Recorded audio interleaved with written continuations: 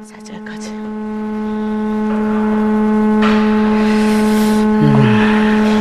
히브리서를 좀 해나가는데요. 율법이 조금 여러분에게 조금 정리가 되어져야 히브리서 구약성경이 예수 그리스도로, 구약성경에 있는 모든 것들이 예수 그리스도로 모아지는데, 쉽게 말하면 율법이다 그 얘기인데, 율법이 예수 그리스도로 마침이 되어지거든요. 그거를 이제 히브리서를 우리가 해나가다 보니까 율법을 먼저 조금 정리를 해야 되겠다는 생각이 들었고요. 율법 해나가고 나면 좀 복음을 한번 좀 정리를 좀 해서 율법과 복음을 조금 정리를 할 수 있는 시간을 가져야 되겠다. 그러면 멜기세덱에 대한 거, 아론의 반차에 대한 것을 여러분에게 설명을 해나가려다 보니까 제가 워낙 구약 성경을 안 했거든요. 그래서 조금 어려울 수도 있고 답답할 수도 있고, 그래서 또 한번 하는 겁니다. 네. 막 박수 친 건 현영 씨 때문에 박수 쳤어요? 아닌가요? 맞아요? 현영 씨 때문에 박수 친 거 아니에요? 맞아요. 가실 때 박수 쳐드렸으면 올 때도 또 기다리고 박수 쳐드려야 되겠네. 자, 로마서 7장 1절부터 어디까지인가? 4절까지 봅시다. 형제들아, 내가 법 아는 자들에게, 율법 이렇게 보시면 돼요. 율법 아는 자들에게 말하노라. 사도 바울이. 그러면 사도 바울 말이냐? 아니야. 사도 바울을 통해서 하나님이 기록하게 했다 그 얘기죠. 그래서 성령의 감동하심을 통해서 사도 바울을 통해서 하나님의 말씀이 기록되어졌으니까, 율법을 아는 자들에게 말하노니 너희는 율법이 사람의 살 동안만 그를 주관하는 줄 알지 못하느냐? 그러니까 이게 도대체 뭔 말이냐? 이제 우리가 할 건데, 누가복음 이제 4장까지만 하면 끝나거든요. 우리 누가복음 다 끝나는데, 그거 하면 이제 로마서를 해나갈 텐데, 1절을 좀 정리해야 되는데, 이거를 설명한 거예요. 이게 도대체 뭔 사람인가? 율법이 사람 살 동안만 그를 주관하는 줄 알지 못하냐? 이러면서 설명을 하거든요. 2절 보세요. 남편이 있는 여인이, 남편이 생전에 있을 때는, 그 남편의 생전에는 법으로 그에게 이렇게 부부가 결혼을 했으면 그에게 매인바되어졌던 거죠. 남편이랑 결혼을 했으면 여인은 늘 그 남편을 사랑하고 섬기는 그 믿음의 삶을 살아가는 건데, 그에게 매인바됐으냐? 근데 살다가 그만 남편이 죽었다 그게입니다. 이제 그 남편이 죽었으니까, 남편이 없으니까 남편에게서 이제 부부로 일평생을 살았는데 남편이 죽었다면 남편의 법에서 벗어난 것이다. 그러니까 율법을 지금 이해를 시키는 거예요. 율법이 도대체 뭔 줄 아냐?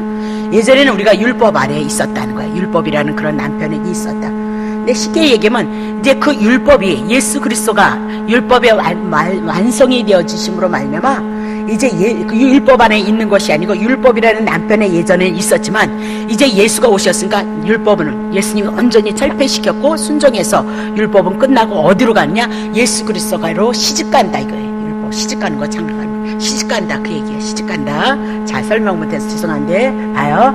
남편이 있는 여인이 그 남편에게 생전엔 법으로 그에게 매인바되고, 그러면 율법 안에 있었을 때는 우리는 늘 율법 안에서 매인바되어졌으나, 만일 남편이 죽었으면 율법이 이제는 예수가 완성시키고 죽었으므로 남편의 법에서 벗어난다. 그러면 어디로 벗어나냐? 예수 그리스도에게 시집간다 그 얘기를 설명하는 거예요. 3절. 그러므로 만일 그 남편 생전에 다른 남자에게 간다면 음부라는 거죠. 범죄한 것이다. 이르되 남편이 죽으면 그 법에서 자유케 되어져서 다른 남편에게 갈지라도 어떻게 해요? 음부가 되지 아니라. 그러면 우리가 율법이라는 거, 예수 그리스도가, 율법이라는 게 예수 그리스도를 통해서 완성되어져서 율법의 문제는 끝났다는 그 문제가 없이 우리가 복음 안에 있는 예수 그리스도에게 가겠느냐? 모른다는 거예요. 그래서 율법을 알아야만이, 율법을 통해서 정죄의 기능을 통해서, 심판의 기능을 통해서 하나님이 예수를 주셔서 예수를 믿음으로 우리가 율법에서 벗어날 수 있다 그렇게 얘기를 하고 있는 거죠. 이렇게 하고 있는 거예요. 자, 4절 보세요. 그러므로 내 형제들아, 너희가 예전에는 율법의 몸으로 있었는데 지금은 어디에? 그리스도의 몸으로. 예전엔 율법 가운데 율법을 지켜서 사니 죽느니 했는데, 이제는 율법에 대해서 우리가 죽은 자가 되어져서 어디로 갔어요? 그리스도의 몸이 되어졌다는 거예요. 그래서 율법에 대해서 죽음을 당하였다. 왜? 예수님을 통해서. 이제 그것은 이는 다른 이곳 죽은 자 가운데서 살아나신 거야. 예수 그리스도. 그에게 가서 우리로 하여금 우리로 하나님을 위하여서 열매를 맺게 하려 함이라 그러면서 율법에 대한 것을 비유로 푸는데 신랑과 신부 결혼 생활을 들어서 비유로 풀고 있다 그렇게 얘기를 하고 있는 거죠. 자, 그러면 한번 이거 조금 풀어봅시다. 자, 어떻게 풀어야 되나? 자, 다시 봅니다. 그러면 신랑, 남편이 있는 여인이 남편의 생전에는 법으로 그에게 매임받았으나 만일 남편이 죽으면 남편의 법에서 벗어나느니라 그랬거든요. 고린도전서 7장 39절. 아내가 그 남편이 살 동안에는 남편에게 매여 있습니다. 그러나 남편이 죽으면 자유하다. 그래서 자기의 뜻대로 시집가는 것인데 이왕 시집갈 바에는 주 안에서 예수 믿는 자 안에서 이렇게 재혼을 하도록 하라 그렇게 얘기를 하고 있는 거죠. 그러니까 우리가 살아가는 그 삶을 비유로 들어서 율법에 대해서 죽었고 이제는 우리는 예수 그리스도로 다시 시집간다 그 얘기를 지금 율법을 통해서 우리들에게 설명하고 있는 거다 그 얘기죠. 자, 로마서 7장 4절 다시 합니다. 7장 4절. 그러므로 내 형제들아 너희도 그리스도로 말미암아 율법 예수님을 인하여서 이제는 우리가 율법에 대해서 죽음을 당하여서 끝났다 그 얘기입니다. 그러면 너희가 그리스도로 인하여서 말미암아 율법에서 죽임을 당했다 그렇게 얘기하죠. 그러면 율법에 대해서 죽임을 당했다. 율법은 나와 이제 상관이 예수 믿는 사람은 율법과는 상관이 없다는 거예요. 율법은 지키면 복을 받고 율법을 지키지 않으면 저주다. 그러면 율법을 지키면 좋으면 여러분이 복을 받는데 여러분이 지키지 못한다 그 얘기잖아. 창세기 3장서부터 아담의 후손으로부터 다 범죄했으니까 다 죄 가운데 태어났기 때문에 우리 안에 언제를 갖고 태어나니까 자범죄가 자연적으로 나오는 것이다. 그러니까 죄인으로 태어났기 때문에 죄가 여러분 속에서 나온다. 그것을 설명해 나가면서 죄가 나오는 상태가 뭐다? 율법 가운데 있었다는 것을 가르쳐준다. 그 얘기를 하고 있는 거거든요. 자, 그러면 율법에 대해서 죽음을 당하였도다. 에베소서 2장 16절. 어떻게 죽었냐? 십자가로 이 도를 한 몸을 하나님과 화목케 하려 하심이라 원수된 것을 십자가로 소멸하셨다. 그러니까 원수가 뭐냐? 율법인가 율법. 율법이 있어서 선악과 따먹지 말라. 따먹으면 정령 죽이리라. 그것이 옛 언약이었다. 그렇게 얘기하죠. 그러면 따먹지 말라 그 얘기를 율법인데 그거 안 했으면 그 따먹지 말라 정령 죽이리라 그것이 법이거든요. 그거 없었으면 우리가 율법에 접촉되어져서 죽을 필요가 없었다는 거예요. 따먹으면 정령 죽이리라는 하나님의 법이 있었기 때문에 우리가 죽는다는 그 법 안에 속해 있어서 우리가 죄인이다 그걸 얘기하는 거죠. 그렇죠? 뭐 소리가 막 나죠.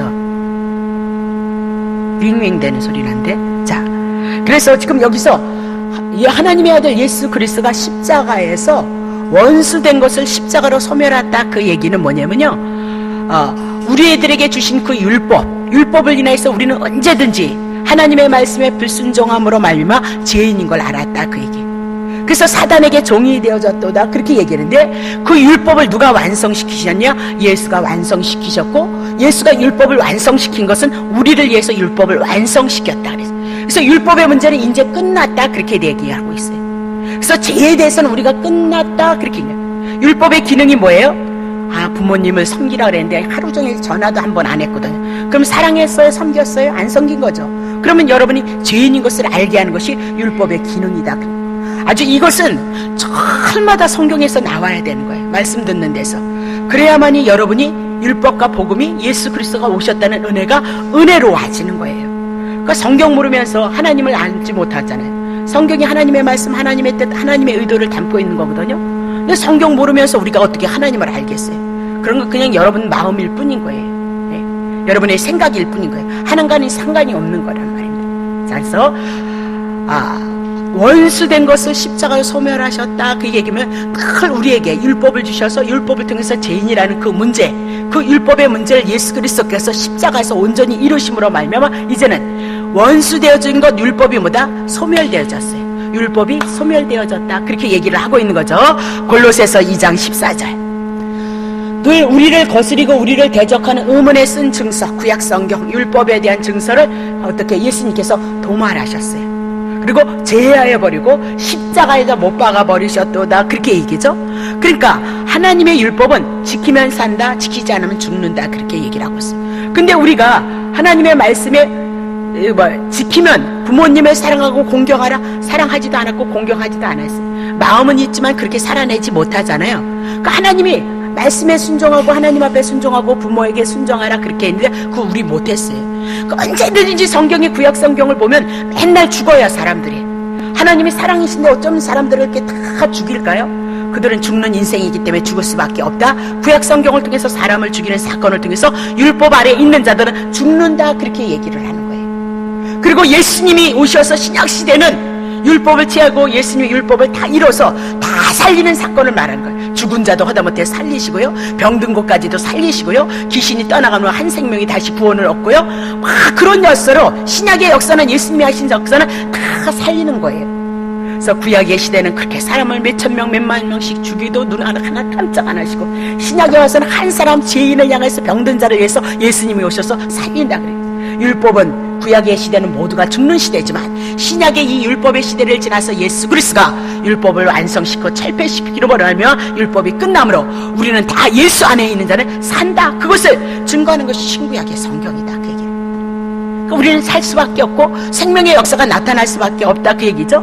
그러면 의문에 쓴 증서를 도말하시고 율법이 죄 졌으면 정령 죽어야 된다, 죄값 요구하고 있더라. 근데 예수님께서 우리의 죄를 다 담당하셨다, 재물이 돼서 죄값 다 지불했다라고 그렇게 얘기하고, 죄 문제, 채무 우리 예수님이 다 감당했다. 그래서 이제는 율법 끝났다, 그렇게 얘기를 하고 있는 거예요. 그러니까 아마도 로마서를 우리가 해나가면 이번에는 더 자세하게 지금 해나가리라 그렇게 준비를 하고 책 보고 준비하고 있거든요. 그러니까 로마서 한 권만 가지고 구원 충분히 받을 수 있고요, 성령님이 역사하시면 요한복음 하나 가지고도 충분히 하나님의 은혜는 나눌 수 있어요. 근데 하나님을 알고 계시하시기 위해서 모든 성경을 우리에게 하고 있다, 그입니다. 자, 그러면 로마서 7장 4절 보세요. 율법에 대해서는 죽임을 당하였으니 끝났으니 이제 왜 율법에 대해서 이제 죽었느냐? 이는 다른 이 죽은 자 가운데서 살아나신 이에게 가서 이제는 우리로 하여금 하나님 앞에 열매를 맺게 하려.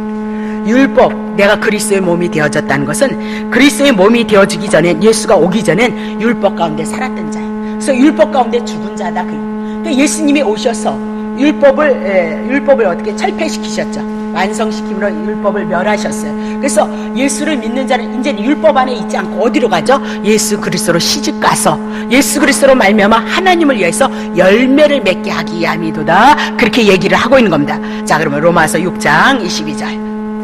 그러나 이제는 너희가 죄에서 해방이에요. 율법 아래서는 늘 죄 가운데 있잖아요. 율법을 지키지 못해서. 그래서 죄 가운데 있었는데 이제는 예수 그리스도가 오신 후에는 죄에서 해방이 되어졌도다, 율법에서 해방이 되어졌도다. 이제는 하나님께 종이 되어서 거룩함에 이르는 열매를 얻었으니 마지막은 영생이냐 이러면서 죄에게서, 율법에서 해방이 되어지고 이제는 하나님 앞에 속해서 하나님의 종이 되어져서 우리가 하나님 앞에 영광을 돌려드리는데 열매가 뭐죠? 영생이도다, 그렇게 얘기를 하고 있어요. 예전에는 죄 가운데 율법 가운데 있었는데 예수님이 오심으로 말미암아 갈라지는 거예요. 예수님을 모셔드림으로 말미암아 이제는 죄에 대해서, 율법에 대해서, 사단에 대해서 종이 아니라 하나님의 아들 예수 그리스도를 통해서 하나님의 은혜 안에서, 하나님의 생명 안에서 거룩함에 이르는 삶이다, 그 얘기입니다. 자, 23절 보세요. 죄의 싹슨, 구약의 죄의 싹슨 사망이었죠. 정령 죽으리라. 죄의 싹슨, 율법 아래에 있었던 죄의 싹슨 사망이었는데 이제 신약의 예수 그리스도가 오므로 하나님께서 주시는 은사는 그리스도 예수 우리 주 안에 있는 뭐야? 영생, 영원한 생명. 여기서는 사망이고 심판이라는데 예수가 오심으로 우리를 어디로 옮기셨죠? 영생으로, 생명으로 옮기셨도다. 그런 것들이 다 뭐예요? 예수 믿는 거예요. 그래서 우리 안에서 예수로 하나님의 은혜를 누려갈 수밖에 없다, 합니다. 자, 로마서 7장 6절입니다. 이제 우리가 얽매였던 것에 대해서 죽었다. 율법에 대해서는 이제 지키면 뭐 저주를 받니, 지키면 축복을 받니, 그런 거 끝났다. 율법에서 이제는 벗어났다. 예수가 오심으로. 이러므로 우리가 영의 새로운 것으로 성령으로 말미암아 섬길 것인데, 의문에 묵은 것, 구약의 성경을 가지고 하나님을 섬기는 것이 아니라 예수 오심을 인해서 예수로 말미암아 우리가 하나님의 은혜를, 하나님의 생명을 누려갈 수 있다, 그렇게 얘기를 하고 있는 거예요. 다시 보겠습니다. 그래서 로마서 8장. 그러므로 이제 그리스도 예수 안에는 자에게는 결코 너 죄인이다, 그런 거 끝났어요. 지금도 막 이렇게 막 죄를 가지고 엄포를 놓고 겁을 놓고 순종을 하고 막 그린 건 진리 아닌 거예요. 2000년 전에 오셨어요. 이게 우리의 믿음이 되지 않았다는 거예요. 하나님을 사랑하는 것을 가지고 우리가 인간의 지식에 있는 것을 가지고 하나님을 사랑했기 때문에 실패한 거예요. 이전에 그 인간의 지식, 개념, 관념에서 나오는 거 싹 무너뜨리는 거예요. 일반 종교에서, 타 종교에서 사랑하시고 섬기고 충성하고 정성을 바치고 이런 거는 끝나버렸어요. 이제는 예수님, 하나님께서 오신 예수 그리스도로 말미암아 오늘 우리에게 어떻게 해요? 하나님의 은혜의 역사가 있는. 그러니까 구약에는 율법을 통해서 축복받니 어쩌니 그랬지만 이제는 예수님을 알고 예수님의 은혜가 내 영혼 속에 흘러서 성령님이 내 안에서 예수를 증거할 때마다 성령님께서 내 안에서 일을 이뤄가셔요. 감동을 주시고 깨닫게 하셔요. 그것을 따라서 우리가 하나님을 사랑하고 주님을 섬기는 삶을 살아가는 것이 지금 신약의 성도들인 거예요. 그러니까 많이 듣고 많이 좋아도 그냥 감동이 없어서 탈이지, 어쨌든 하나님의 생명의 역사는 그렇게 난다 그 얘기입니다. 그래서 끝났어요. 예수 안에 있는 자는 죄로 인해서 당신은 심판받아요. 겁을 줘요. 그런 건 끝났다 그 얘기입니다. 정죄함 없다 2절. 이는 왜 그랬느냐? 심판죄에서 끝났다. 그리스도 예수 안에 있는 자는 이제는 뭐가 들어왔죠? 생명이 들어오고 성령의 법이 들어와서 구약의 죄의 법, 사망의 법에서 우리를 해방시켰도다. 그렇게 얘기를 하고 있는 거예요. 그래서 율법을 통해서 오늘 우리가 조금 정리해 나갈 것이 많이 있으리라 보는데, 우리가 신앙생활을 하면서 하나님의 말씀을 가지고 다 전하죠. 오늘날 목사님들도 많고 지금은 또 여자 목사님들도 너무 더 많아요. 여자 목사님들이 점점 더 많아요. 근데 많은 목사님들이 계셔서 말씀을 전할 때 말씀의 견해가 굉장히 달라요. 그래서 그 견해가 다름으로 말미암아 감리교가 생기고 침례교가 생기고 성결교가 생기고 장로교회가 생기고 또 순복음파가 생기고 또 저렇게 구원파가 생기고, 그래서 하나님의 말씀은 다 성경 하나인데도 불구하고 다 전하는 말씀이 다 달라요. 그래서 저도 중간중간 많은 실수를 하겠죠. 많은 것이 부족해서 때로는 하나님의 말씀이 아닌 것도 가감이 되리라 그렇게 보지만, 어쨌든 하나님의 말씀은 한 가지인데 교파도 얼마나 많은지, 교파 많은 건 문제가 안 돼. 그 교파 안에서 쏟아지는 목사님들이 또 말씀을 표현하는 견해는 얼마나 갖가지로 다른지 몰라요. 그러니 그 목사님 아래 많은 성도들이 있잖아요. 그 듣는 성도님들도 또 주무시다가 듣고 다른 생각 근심하다 듣다 보니까 하나님의 말씀을 또 얼마나 다르게 갖고 있는지 그건 또 헤아릴 수가 없어. 헤아릴 수가 없어요. 자, 그래서 이렇게 교파 분열이 생기고 신앙의 다양성이 나타난, 그래서 초대교회에 대해서부터 적그리스도가 나타났잖아요. 1, 2, 3서를 통해서 적그리스도에 대해서 얘기를 하고 있거든요. 이단들이 나타났다 그렇게 얘기를 하고 있는 거예요. 그러면 2000년이 지난 이 시대 속에서 얼마나 인간이 하나님이라는 그 신에 대한 그 개념이 무관해서 그렇지, 무지하니까 무관한 거예요. 하나님에 대해서, 신에 대해서 왔다가 가는데 우리가 어떻게 와서 어떻게 왔다가 가는가, 그걸 생각하지 않고 살아가는 사람처럼 무지한 사람이 세상에 어디 있겠어요. 근데 세상 사람들은 귀가 가리고 눈이 가리고 영이 죽었기 때문에 무지한 것이 아니라 똑똑하다고 생각을 하고 있는 거예요. 그래서 우리처럼 이렇게 주일날 하루 쉬는데, 산 가야 되는데 이렇게 교회 와서 하루 종일 있는 건 참 한심하다 그렇게 생각을 한단 말입니다. 그러니까 우리는 어떻게 해서 이렇게 주일에 예배에 하나님 앞에 참 성령님이 우리를 인치시고 우리를 여기다 이끌어 놓으셔서 하나님의 자녀이기 때문에 이 하나님의 말씀으로 우리의 영혼을 깨워서 하나님을 알게 하시고 우리의 인생이 근본이 어떻게 왔다가 어떻게 살다가 어디로 가는지를 아는 자가 뭐냐? 성도들이다 그렇게 얘기를 하고 있는 거죠. 그러니까 지금은 어쨌든 너무나도 성경의 말씀을 가지고 다양성을 가지고 있기 때문에 우리가 성경을 잘 정리가 되어지지 않으면 목사님은 목사 잘해서 목회 막 성공시키면 되는 거거든요. 왜? 목사가 이렇게 성도들이 많이 와주시면 헌금하실 거 아니에요. 그럼 나 근심 걱정 없이 목회하잖아요. 네. 나는 여러분들이 주시는 하나님 앞에 올려드린 그 분깃 가지고 하나님이 나게 주셔서 나의 일생은 복음을 전하다가 하나님 앞에 가는 거거든요. 그러면 목사들에게 기업은 누구예요? 성도들인 거예요. 성도 많으면 너무너무 좋은 거예요. 너무너무 좋고 너무너무 행복한데, 성도들은 그렇게 해서 하나님을 사랑하는데 성도들은 이 신앙생활에서 말씀이 정리가 되어지면 더 혼란스러운 거예요. 목사는 혼란스럽게 없어. 자기 원하는 대로, 자기가 그렇지는 않겠지만 하나님의 원하는 대로 목회를 이끌어 가겠지만 목사님들은 혼란할 것이 없어. 근데 누가 혼란을 겪느냐? 성도님들이 혼란을 겪는 거예요. 성도님들 너무 열심히 하나님을 사랑하고 싶고 하나님의 은혜가 와줬으면 좋겠고 맨날 얘기하는 그런 역사가 있었으면 좋겠는데, 그래서 몸과 마음과 정성을 다 들여서 하나님을 사랑하는데 실상 그런 은혜의 역사가 없으면 나중엔 회의가 오고요, 회의만 오면 괜찮겠어요. 근데 신앙을 떠나버려요. 안 믿을 수도 없고 믿을 수 없고 죽을 것 같은 거예요. 그 곤욕은 안 당해본 사람은 몰라요. 네, 믿을 수도 없고 하면. 근데 또 뭐다? 랄랄랄랄라 또 성령의 은사도 와버렸네. 방언도 하네. 네? 그런데도 또 여기저기 은사자들이 있으니까 가서 기도를 받을까? 오메 쪽집게 같거든요. 너무너무 신기한 것들이 많거든요. 그래서 위로도 받고 소망도 생기는 거거든요. 어메, 그런데 안수를 하니까 또 귀신이 떠나는 것도 보네. 그런데도 또 병고침도 있네. 그러니까 이런 것들이 있는데, 정작 우리들의 삶 속에서 고난이 왔을 때 성도들은 그런 은사나 방언이나 병고침이나 이런 것들은 잠깐인 거예요. 그러니까 혼란이 왔을 때, 어려움이 왔을 땐 여지없이 성도들이 무너지는 거예요. 신앙에서. 제가 집사로 신앙생활 땐 열정이 많았는데 열정이 있었음에도 불구하고 무너졌거든요. 근데 제가 신앙생활하면서 말씀의 세계 목사를 이제 전도사부터 이렇게 부름을 받아서 목회를 했으니까요, 하다 보니까 말씀의 세계를 연구를 안 할 수 없잖아요. 맨날 주석 써서 베꼈어요. 맨날. 그러다 보니까 하나님에 대해서 알게 되어졌고요, 그 하나님의 은혜가 오니까 막 집사 때 열정을 가지고 목숨을 바쳐서 했듯이 막 저희 서방님이 그랬잖아요. 네. 인준이 앉고 테레비 들고 비디오 끌고 리어카 끌고 가는 것 가지고 나 포기했다는 거 아니에요. 그거 누가 할 수 있겠어요? 네. 저 같은 성격은 절대 못하는 거거든요. 근데 조장이기 때문에 자꾸 전도사님이 전화해서 하라는 거예요. 그냥 안 할 수는 없잖아요. 그런 열정이 있었는데 무너졌거든요. 전도사 하면서 말씀의 세계가 들어오면서 그런 열정 없어도요, 끊임없이 하나님의 은혜가 운행이 되어지는 거예요. 난 그게 능력이라고 생각해요. 정말 그 은혜가 잠잠하게 늘 끊임없는 거죠. 막 은혜를 받았을 땐 뜨거운 것 같고 며칠 연기도 받았을 땐 그 기운으로 갖는 것 같은데 지나고 나면 흐미해지는 거예요. 네. 열정도 안 생기는 거예요. 그래서 또 받는 거죠. 네. 또 받고 가서 한 열흘 참기실래나? 그렇게 해가지고는 우리 신앙이 쓰지를 않아요. 절대 신앙이 쓸 수 없어요. 그래서 성경에서 한 부분을 향해서 말씀하고 있는 것을 딱 정리를 해놓으시면 평생 주님이 오실 때까지 우리는 그 하나님의 말씀, 생명의 말씀, 진리를 가지고 우리가 신앙생활에 나갈 수 있다.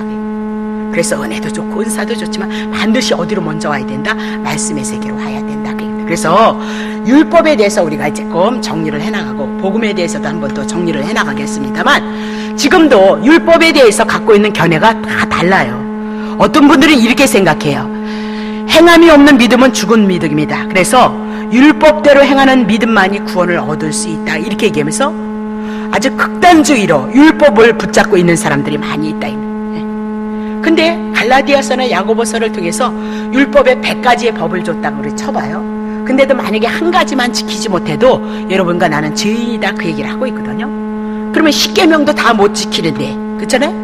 하나님을 사랑하는데 마음 다해 성품 뜻 정성 힘 다해서 사랑하라 그랬는데, 여러분 사랑하는 건 돈이잖아요. 그러면 여러분 하나님 앞에 돈 많이 갖다 바쳐야 되잖아요.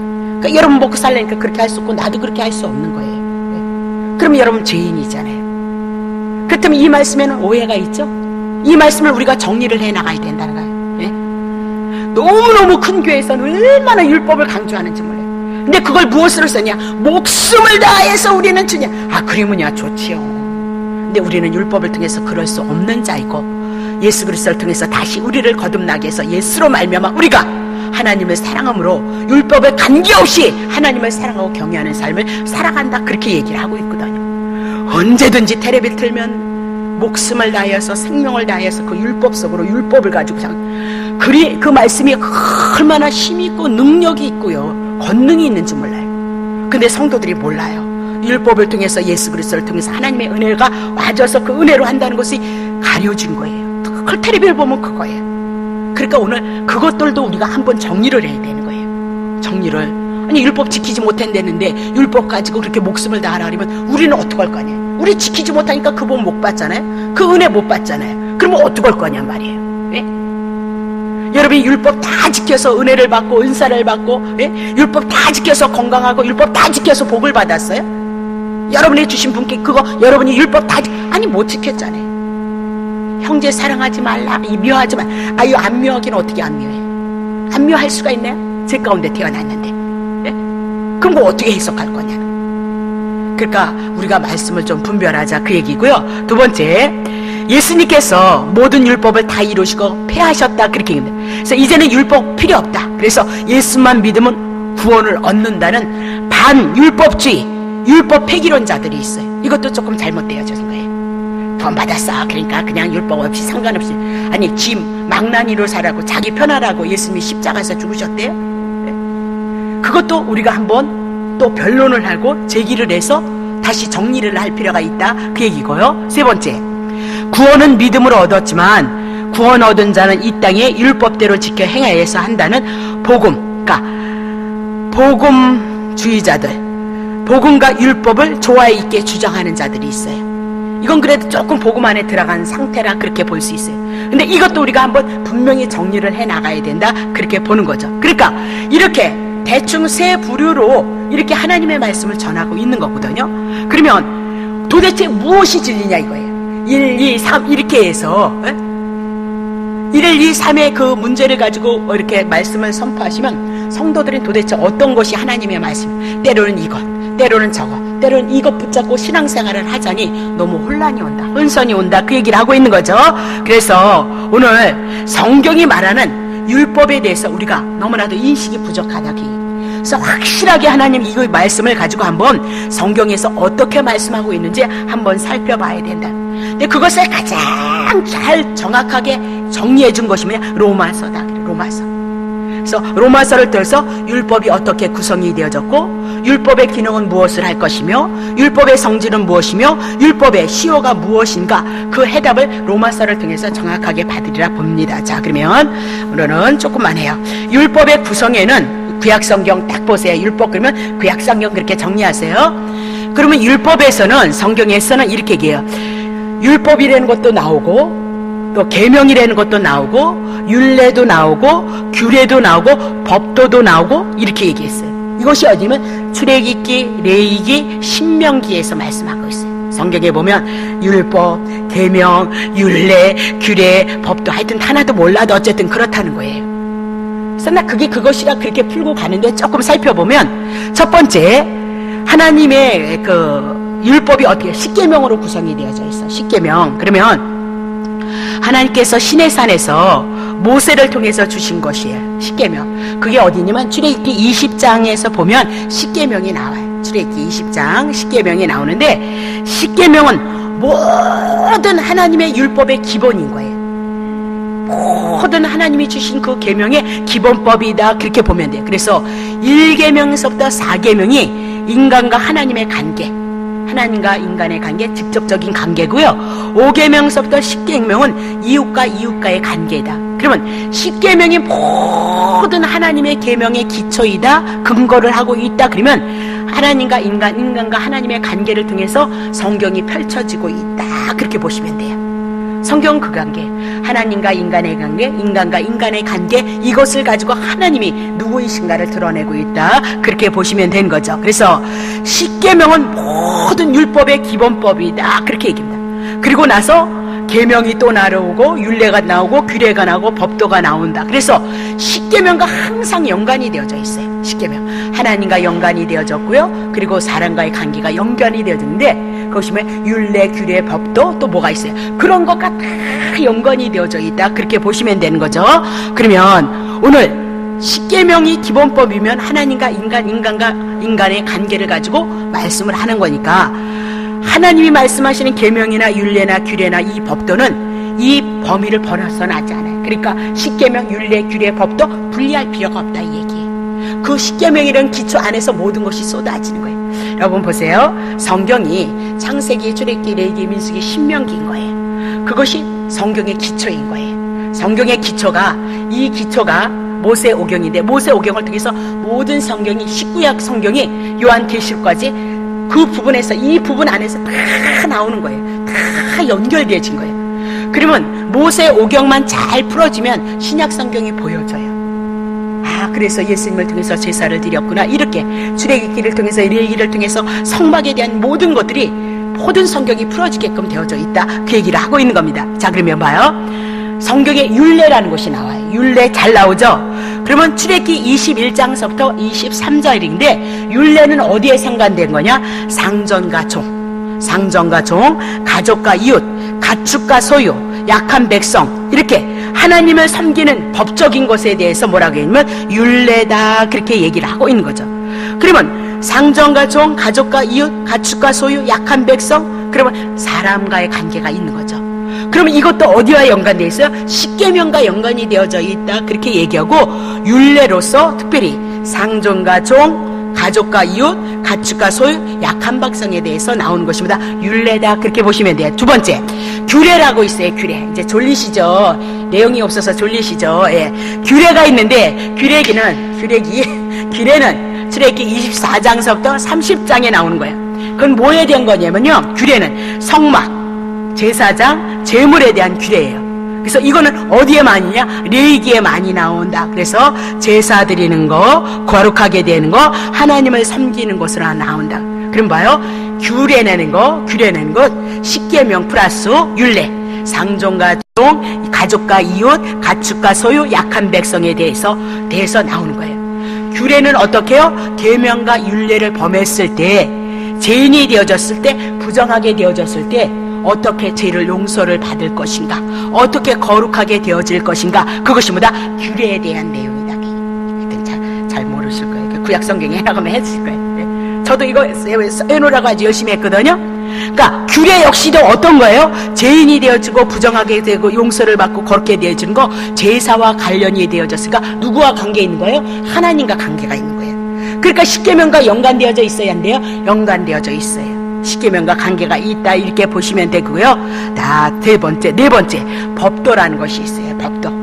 그러면 구약 성경의 여러 부분에 법도에 대해서 나와 있거든요. 그러면 직접적으로 출애굽기와 레위기에 다루고 있어요. 율례나 규례와 함께 뭐가 나오죠? 법도가 나온다, 그렇게. 그러면 이 법도도 율례, 규례와 밀접한 관계가 있어요. 그러면 율례와 규례가 하나님과 인간에 대한 문제라면 누구와 연관됐어요? 십계명과 연관이 되어져 있다, 그렇게 한번 살피시면 되는 거죠. 그러면 법도를 왜 정했느냐? 이스라엘 백성에게 하나님이 주신 율례나 규례를 잘 지키라고 법도를 주셨다, 그렇게 얘기를 해요. 그래서 어떻게 법도를 지키는 건가, 어떻게 형식을 갖출 것인가, 그런 제도를 만들어서 백성들에게 가르치고 그것을 지키게 하는 거예요. 그래서 용서도 받게 하시고 또 하나님의 은혜를 입어서 하나님을 어떻게 섬길 것인가, 그런 제사법에 대해서 자세히 나오는 것이 뭐예요? 법도이다, 그렇게 얘기를 하고 있는 거죠. 그러면 성경에는 율례도 나오고 법도도 나오고 규례도 나오고 법도도 나오고 이렇게 나오고 있는 거죠. 그러면 이런 것들로 구성되어진 것이 뭐예요? 성경이에요. 성경. 구약 성경이다, 모세오경에 많이 연결되어져 있는 것이다, 그렇게 보면 되는 겁니다. 자, 그러면 한 가지만 할게요. 율법의 기능이 무엇이냐? 율법의 기능. 자, 율법의 기능. 율법의 기능은 복받아 그런 거 없어요. 너는 죄인이다 꽝꽝꽝 치는 것이 뭐예요? 율법의 기능이다. 그래서 그 율법을 통해서 하나님이 또 율법을 통해서 죄인인 걸 알게 하시고 그 율법을 통해서 용서받는 방법을 가르쳐주고, 이스라엘 백성들에게 하나님이 이렇게 사랑을 했는데 이스라엘 백성이 그렇게 하지 못해. 그래서 너는 죄인이야, 너는 죽어야 된다. 근데 하나님의 택한 백성들은 뭐다? 하나님이 살리시겠다는 거예요. 그래서 뭐 해주죠? 제사법을 용서해. 제사법. 너 죄인인데 너 짐승 죽는 건 너를 위해서 죽는 거다. 그러니까 너 대신 하나님의 은혜로 너 짐승이 죽어서 너 살려줬다, 그걸 가르쳐주는 거예요. 죄인이다, 그래서 너 살려준다, 그런 것들이 율법 안에 다 들어가 있는 거예요. 그러니까 특별히 율법의 기능은 우리가 죄인이다, 정죄의 기능을 가르쳐주고 있다, 그렇게. 그러면 로마서 3장 9절 보세요. 그러면 어떠하냐? 우리는 나으냐? 결코 아니라.